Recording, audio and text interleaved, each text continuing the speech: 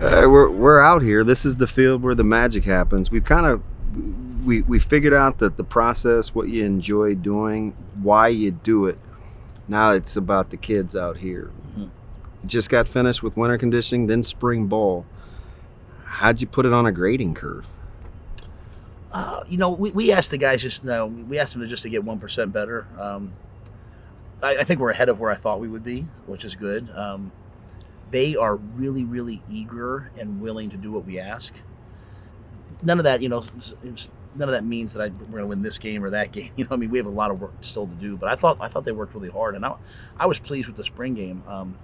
We put the ball on the ground. I mean, it wasn't the best football, but to play that long, like most people won't play that many snaps in a spring game, and to play that long and to play special teams and to get guys out there and subs out there, and most importantly for me was like this, when you come out here on this field, this should be a celebration of our culture, a celebration of brotherhood, a celebration of like, hey, I'm going to go compete at the highest levels, and but it shouldn't be a show, right? Like we don't want to be show ponies, man. We want to be workhorses, and so I was proud of the fact that it wasn't like we didn't all of a sudden make it all about the fact that there was a crowd here. I wanted that game to look just like the previous Saturday when there was like 200 people here.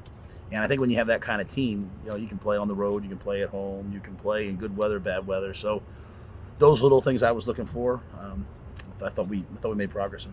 So when you first started, I thought it was interesting. You said you just watched guys' movements for a while before you started putting weight on their backs and things of that nature. Some of the things that we think like, oh yeah, that makes sense, but we don't really see the practical application of. Were you taken aback that the guys were like, wait a minute, what are we doing? You're just watching us walk, you're watching us run, you're watching us do high knees. Like, you basically started at the beginning. Yeah, I think one of the things I've learned over the last couple of years is a lot about movement quality. I think my time at Baylor was really important for me because that's a track school. That's Michael Johnson. That's those people. So we had access to things I had never had access before, and so. When I came in here, you sit there, everyone wants to make like, hey, it hasn't really worked. They want to make it real simple. What's this person's fault? It's that. But it's never that. We die of 1,000 paper cuts, man. Like when Al Golden I used to work for, he would call it death by inches. So, one of the things I looked at was injury history, and there had been a ton of knee injuries. And so I look at everything. I look at the surface, right? I look at the practice surface. I look at the cleats. I look at the measuring the right feet. Are guys wearing the right shoes? Or knee braces, no knee. So you look at everything, right? And then you try to make the best decisions. A big part of that is movement quality. And so we started just from ground zero. Like, hey, this is how you do a high knee. This is how you decel. You work on decelerations. And talking earlier about my growth, like, why do we do decelerations? You're not just doing them because coach asked you to do them.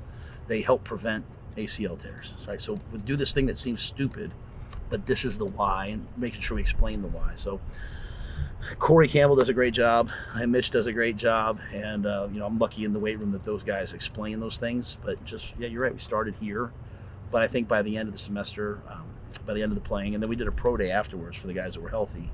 A lot of guys that move well, and so that'll only just get better and better as it becomes more ingrained into our culture. So it's interesting. I kind of took this. This was a summation of you were talking about.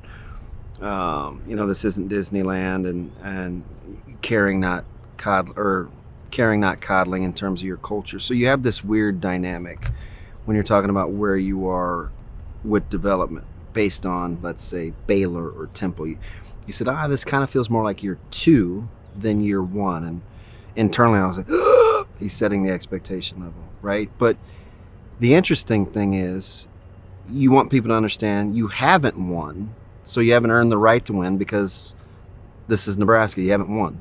But you are at Nebraska, so we should be winning, right? Like, you have to understand those two things at once. Mm-hmm. Nothing's promised because it's Nebraska, but because this is Nebraska, this is what we expect.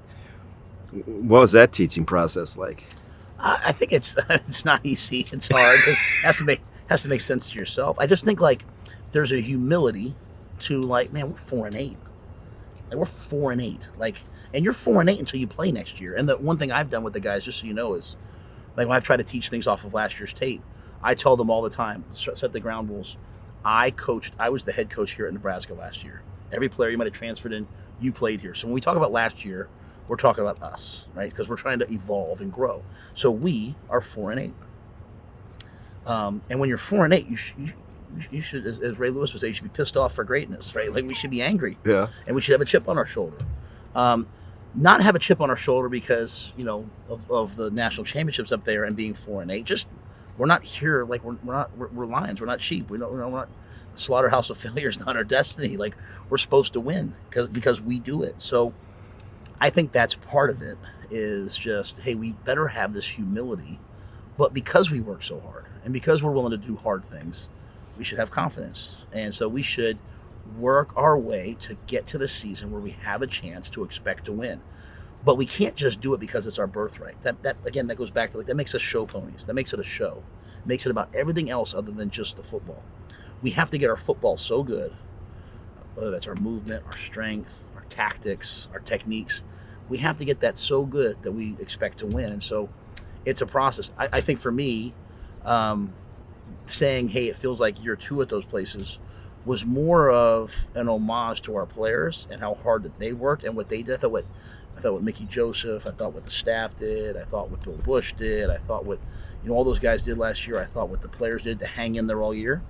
That needs to be recognized. That a lot of teams would have quit. The players they hung in there. So I wanted them to understand that I don't think we have to go 2-10. But just saying that doesn't mean we won't go 2-10. We've got to work. And that's the thing that, again, going back to the whole Rhule comment, the whole win the offseason. Drinking the Rhule. Damon, it says it on the stadium day by day. Like, that is embedded into the culture of this place, day by day. So I won't, when people say, how many games will we win next year? I'm right about today, because it's part of the ethos of Nebraska. Like, are we going to do this? Are we going to do that? And people sound so excited for the season, day by day. And you know what? We might win a game, we might lose a game. And no matter what happens, I'm going to get up the next day and I'm going to try to get 1% better than I was the day before. That's culture. That's Tom Osborne. That's Frank Solich. Coach Osborne comes in and talks to us about his game goals. Ron Brown tells us, we beat UCLA, number 2 team in the country, but we had a couple interceptions. Coach acted like we lost because it wasn't to our standard. And that's championship culture. So I say all that to say, I don't think about it in terms of setting expectations. I think of it more for myself as, hey, I want you guys to know I believe that if you work hard, you'll have a chance to win games this year. Now you're going to have to go do it. You're going to have to get to the fourth quarter with a lead in hand and put people away. You're going to have to get to the fourth quarter behind and make a comeback. You're going to have to play when your best player maybe gets hurt. You have to play when all the breaks are going against you. You're going to have to earn that.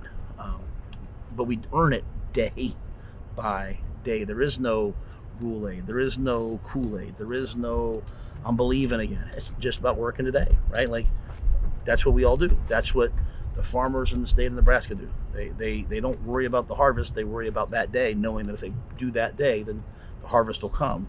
That's what the people building these buildings on campus do. They work today, knowing that it will result in something. We will win at the highest level again. When that is, I don't know, because I'm only worried about today.